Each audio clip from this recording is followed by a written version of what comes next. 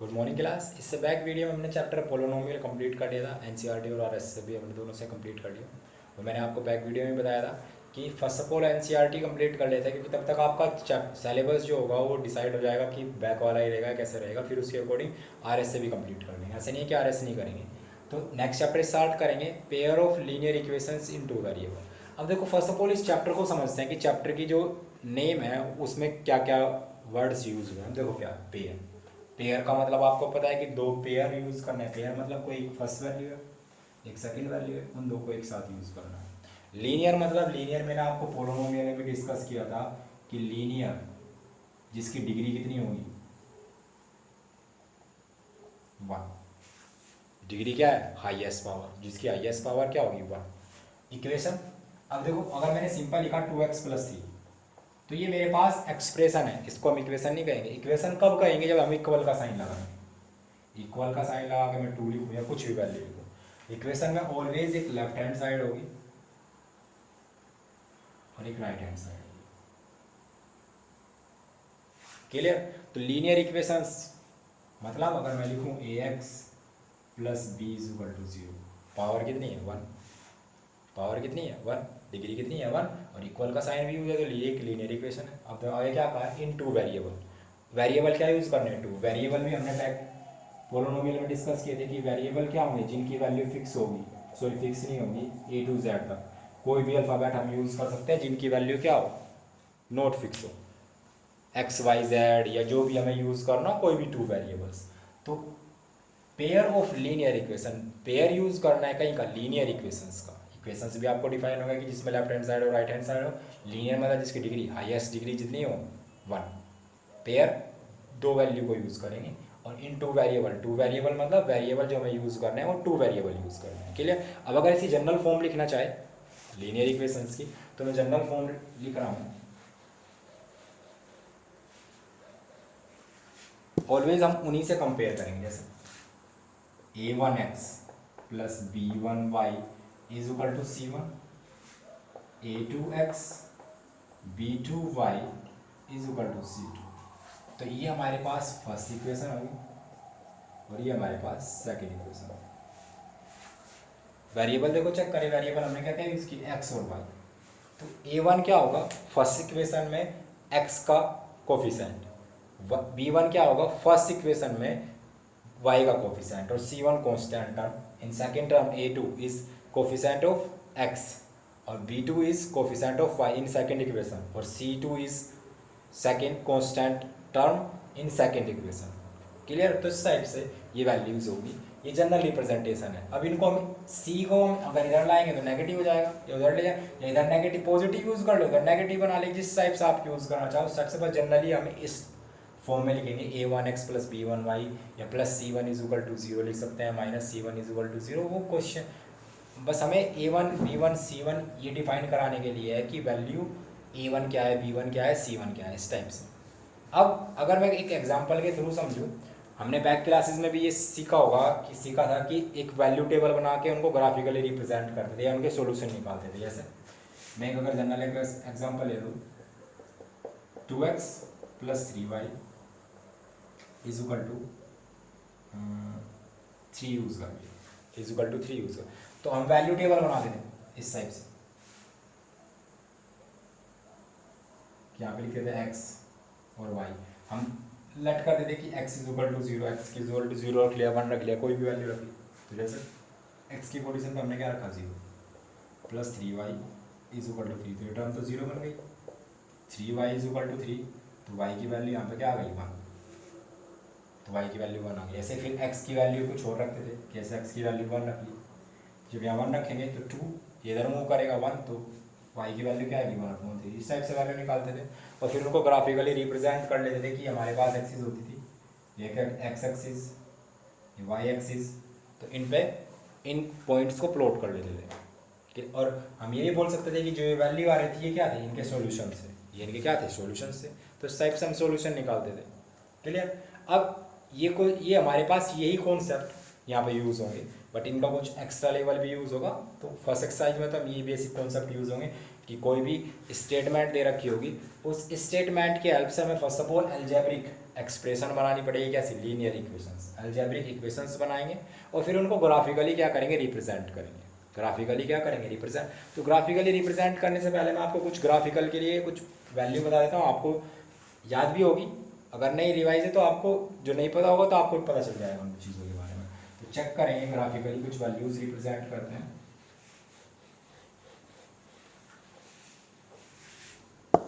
तो अगर ग्राफिकली हम चेक करें तो ये हमारे पास 2 एक्सिस होती है, ये एक्स एक्सिस, ये वाई एक्सिस। अब इस वाली एक्सिस को अगर हम चाहें तो हम इसको बोल सकते हैं वाई डैश, और ये एक्सिस होती है हमारे पास एक्स डैश। इसका ये पॉइंट होता है ओ, जिसे हम ओरिजिन बोलते हैं। इसके कोऑर्डिनेट हमारे पास क्या होते हैं, 0 0। सेम इस एक्सिस पर हम जितनी भी वैल्यू मूव करेंगे वो सब पॉजिटिव होगी, इस एक्सिस पे भी सारी वैल्यू पॉजिटिव होगी, इस एक्सिस पे सारी वैल्यू नेगेटिव होगी, सेम इस एक्सिस पे वैल्यू नेगेटिव होगी, इधर हमने पॉजिटिव चेक ही किया।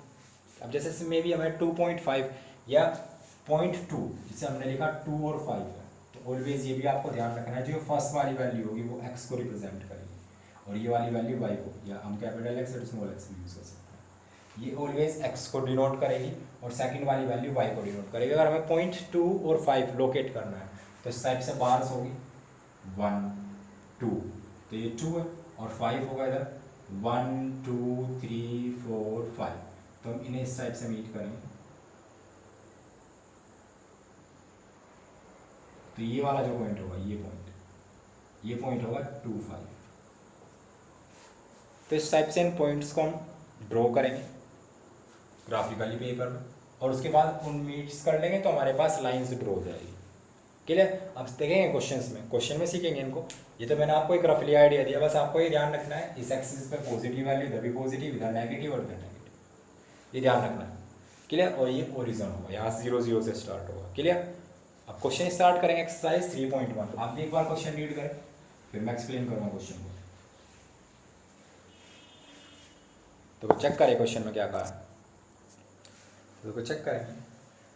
Aftab tells his daughter, 7 years ago, I was 7 times as older as you were then. Also 3 years from now, I shall be 3 times as old as you will be.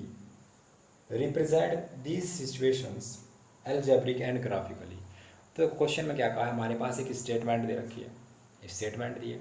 उस statement को हमें first of all carefully read करना है, क्योंकि इस statement से ही हमें equations बनाने में हेल्प होगी, उन्हीं से इक्वेशंस बनानी है। अगर उसको हम केयरफुली नहीं चेक करेंगे तो हमारे से इक्वेशंस गलत बनेगी, तो हमें उनको केयरफुली रीड करना है और उनसे हमें एल्जेब्रिक एक्सप्रेशंस बनानी है, एल्जेब्रिकली इक्वेशंस बनानी है। या स्टेटमेंट से हमें इक्वेशंस बनानी है, कैसी, लीनियर इक्वेशंस, और उन्हें फिर ग्राफिकली रिप्रेजेंट करना है। उन्हें क्या करना है, ग्राफिकली रिप्रेजेंट करना है। तो जैसे आप क्वेश्चंस की हिंदी बताना, तो मुझे लगता नहीं कि अब हिंदी बताने की रिक्वायरमेंट होगी, बट फिर भी मैं एक बार एक्सप्लेन कर देता हूँ। क्वेश्चन में क्या कहा है कि एक आफ्ताब है, वो अपनी डॉटर से बोल रहा है, क्या कह रहा है, 7 years ago। 7 years ago। हमेशा एक चीज़ और ध्यान रखना, क्वेश्चन में जो भी वैल्यू हम इमेजिन करेंगे, जो हम वैल्यू लेट करेंगे, वो ऑलवेज परसेंटेज होगी। वो क्या होगी, always percent.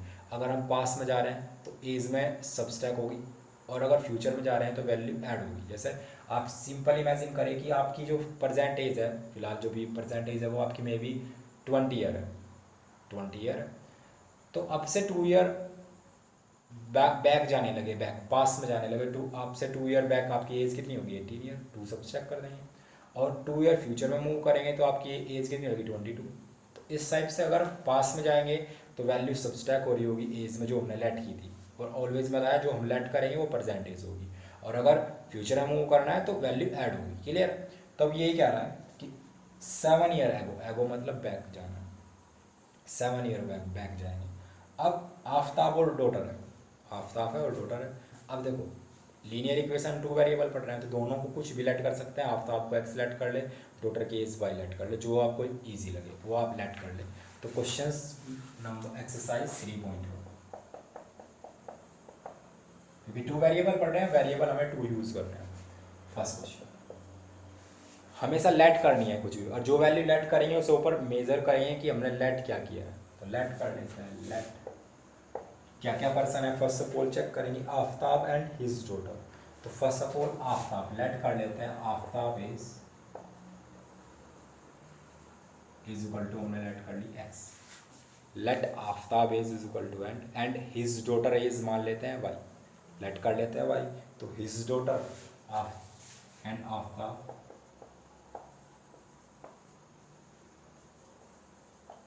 Daughter is equal to, हमने लेट कर ली वाई, क्लियर। अब क्या कहा है, 7 ईयर बैक जाना है, 7 ईयर क्या जाना है, बैक।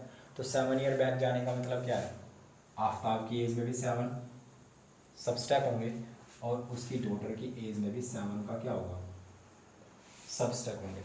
यही तो कंडीशन होगी भाई, सबस्ट्रैक्ट हो क्यों हो रही है वैल्यू, क्योंकि हम बैक आ रहे हैं, बैक आ रहे हैं ना। तो बैक आने का मतलब क्या है, दोनों की एज में वैल्यू सबस्ट्रैक्ट होगी, तो हमने वैल्यू सबस्ट्रैक्ट कर ली। अब देखो चेक करो क्या कहा है, I was 7 time as older as you were then, means मैं तुमसे 7 ईयर ओल्डर था जितनी भी आपकी एज थी। मतलब वो अपनी डॉटर से कह रहा है कि अब से 7 ईयर बैक मेरी जो एज थी वो तुम्हारी एज से, जो तुम्हारी उस टाइम की एज थी, उस एज की क्या है की थी, क्या थी, 7 टाइम ओल्डर था तुमसे, क्या था, 7 टाइम ओल्डर था।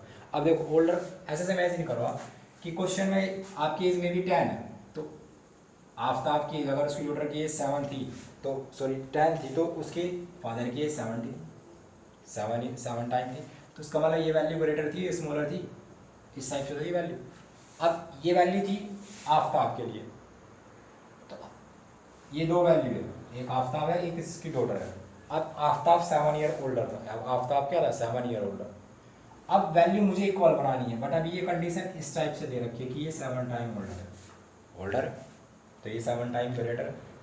तो इसका मतलब मुझे इस वैल्यू को इक्वल बनाना है। क्वेश्चन में यही ध्यान रखना है कि वैल्यू आपको इक्वल बनानी है। जब इक्वल बनाएंगे तो 7 की प्रोडक्ट आफ्ताब की एज में ना कर किसकी एज में करेंगे, उसकी डॉटर की एज में करेंगे। क्यों, क्योंकि मुझे वैल्यू इक्वल बनानी है, हमें वैल्यू क्या बनानी है, इक्वल बनानी है। आप सिंप्लीफाई करेंगे इक्वेशन मिल जाएगी, तो वैल्यू निकालेंगे क्या आएगी, x माइनस 7 की प्रोडक्ट करेंगे तो क्या बनेगा 7y माइनस 49, 7 को इधर मूव कर लें, x माइनस 7y, ये वैल्यू भी इधर आ जाएगी, minus 7 plus 49 is equal to 0, ये तो वैल्यू आएगी।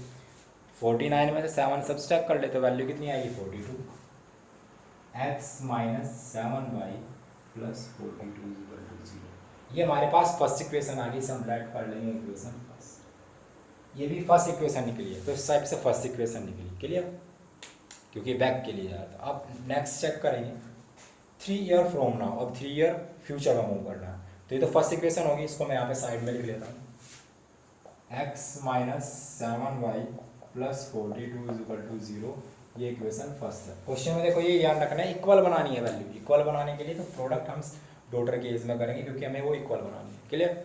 अब उसके बाद नेक्स्ट में चेक करेंगे, नेक्स्ट में क्या कहा था, सेकंड कंडीशन बनाना है, सेकंड इक्वेशन बनानी है।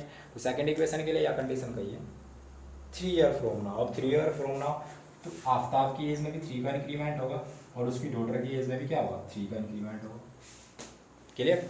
अब क्या कहा है, I shall be 3 time as older as you will be.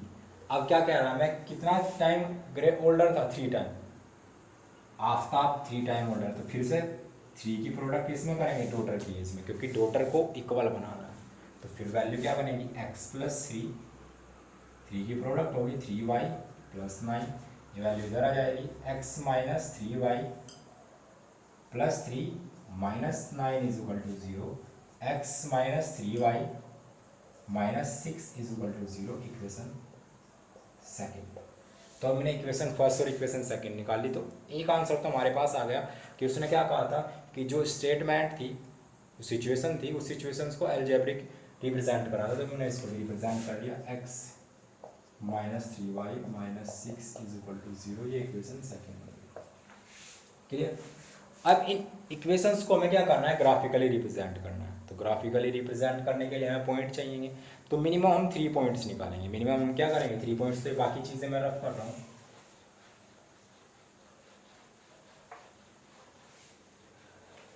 अब देखो सेम फर्स्ट इक्वेशन यूज करेंगे, x minus 7y plus 42 is equal to 0। तो इसके लिए वैल्यू टेबल बना लेते हैं एक्स वाई।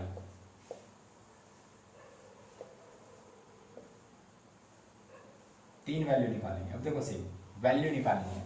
अब देखो वैल्यू इस टाइप से निकालनी है कि वैल्यू ये तो डेसिमल में ना आए, डेसिमल में भी आए तो डजंट मैटर, आपको केयरफुली यूज़ करनी है वैल्यू को। वैल्यू को क्या करना है, केयरफुली यूज़ करना है। अब देखो जैसे हम वैल्यू यूज़ करें, अब अगर x की पोजीशन पे कुछ वैल्यू पुट करनी है, x की कुछ वैल्यू पुट करेंगे तो x की वैल्यू में भी हम कुछ पुट कर लें। जैसे मैं 0 पुट कर रहा हूँ, x का हम क्या पुट कर रहे हैं 0, x हमने 0 पुट किया, x क्या पुट किया 0। जब x 0 होगा तो आपको एक सॉल्यूशन करके नहीं दिखाना है, आप डायरेक्टली वैल्यू यूज़ कर सकते हैं, सोल्व करके दिखाए। अगर डायरेक्ट पुट करने में प्रॉब्लम आ रही है तो आप सोल्व करके दिखा भी सकते हैं। तो जब हम यहाँ 0 रखेंगे तो ये वैल्यू ऐसे बन रही होगी 0 - 7y plus 42 is equal to 0। ये 42 इधर में हो जाएगा, -7y इज इक्वल टू -42। तो y की वैल्यू आपके पास 6 आ गई, तो y की वैल्यू आपके पास 6 आ गई। क्लियर। अब x is equal to other point रखेंगे 1 2 3 कुछ भी। अब देखो अगर मैं 1 रखूँ तो मैं अगर यहाँ पे 1 रख दूँ तो ये 1 और 43 7 से डिवाइड नहीं होगा। 43 क्या होगा, 7 से डिवाइड नहीं होगा। तो मुझे कुछ ऐसा नंबर रखना है जो 7 से डिवाइड हो जाए। अगर मैं देखो यहाँ 7 रख लूँ, 12 में 43 में से 42 में से अगर हम 7 सब्सट्रैक्ट करें तो क्या रिजल्ट आएगा। तो अगर मैं 7 रख लूँ तो 7 रखने से क्या वैल्यू मिलेगी, तो 7 अब देखो ऐड होगा, 7 क्या होगा ऐड होगा तो 49 हो जाएगा। तो 49 इधर जाएगा तो y की वैल्यू भी कितनी आ जाएगी 7, क्योंकि 7 से 49 डिवाइड करना, 7 से क्या करना है 49 डिवाइड करना है। और उसके अलावा देखो जब अगर मैं +7 रख रहा हूँ तो -7 रख लूँ या कुछ और वैल्यू रख लूँ, 14 रख लूँ। अब अगर मैं 14 रखूँ तो 14 ऐड होगा। अब अगर 14 रखूँ तो कितना जाएगा 56 इधर आ जाएगा। तो y की वैल्यू कितनी आ जाएगी 8। क्लियर, क्योंकि 56 होगा। तो हमें वैल्यू मिल गई। ये हमने 3 वैल्यू निकाली, किसकी निकाली है फर्स्ट इक्वेशंस के लिए, फर्स्ट इक्वेशंस की वैल्यू टेबल हमने निकाली। अब देखो मैंने ये वैल्यू कैसे यूज़ की, क्यों यूज़ की, क्योंकि मुझे वैल्यू डेसिमल में नहीं चाहिए थी। डेसिमल में चाहिए तो डेसिमल भी रख लो, डजंट मैटर। अब सेकंड इक्वेशन यूज़ करेंगे, x - 3y - 6 is equal to 0। Same फिर से इसकी वैल्यू टेबल बनाएंगे, x y। अब देखो सेम, अगर x की पोजीशन में 0 रखूँ तो ये 6 उधर चला जाएगा, 3 से कट होगा तो वैल्यू कितनी आएगी -2। अब सेम अगर मैं 1 रखूँ तो -5 आएगा, सॉरी -5 से 3 डिवाइड नहीं होगा। तो कुछ ऐसी वैल्यू रख ली जिससे ये डिवाइड हो जाए। अब देखो 2 रखो तो 6 और 6 में से 2 सब्सट्रैक्ट होगा तो कितना लेफ्ट आएगा 4 से भी डिवाइड नहीं होगा, तो 3 रख ले। तो अब की बार x की पोजीशन पर हमने क्या रखा 3, तो वैल्यू क्या आएगी 3, और वैल्यू इधर मूव हो जाएगा तो वैल्यू क्या जाएगी -1। क्लियर। अब उसके बाद क्या यूज़ कर ले 6, जब 6 यूज़ करेंगे तो इसकी वैल्यू क्या जाएगी 0। अब की बार वैल्यू क्या जाएगी 0। तो हमने एक वैल्यू निकाली। अब इन्हें हम ग्राफिकली रिप्रेजेंट करेंगे, इस टाइप से ग्राफ बनाएंगे। Same first of all first वाली इक्वेशन को चेक करेंगे 0 6, तो x 0 और 6 1 2 3 4 5 6, ये पॉइंट होगा 0 6, ये हमने लोकेट कर लिया। और उसके बाद पॉइंट 7 7, तो ये पॉइंट यहाँ पे 7 होगा, 1 2 3 4 5 6 7,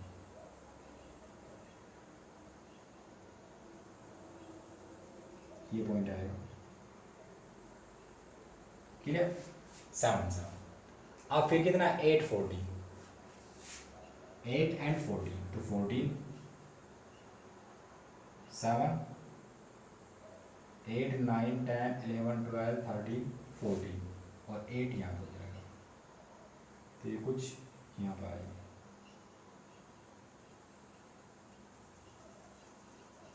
ये पॉइंट आ गया हमारे पास 14 एंड 8। ठीक है, इस टाइप से पॉइंट।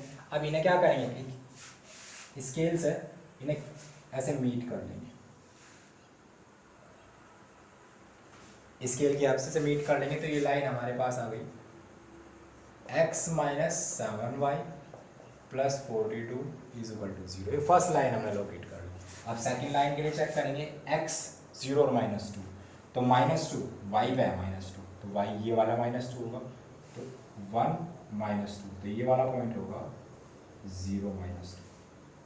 देन 3 -1, तो 3 पॉजिटिव है तो 3 इधर होगा, 1 2 3 3 और -1, तो ये पॉइंट कहीं यहाँ पर आएगा, ये पॉइंट क्या है 3 -1, देन 6 0, अब 6 3 4 5 6, ये पॉइंट होगा 6 0। अब इन्हें भी क्या करेंगे स्केल के हेल्प से मीट कर देंगे, तो स्टेप से मीट कर दे, ये एक्सिस हमारे पास क्या आ गई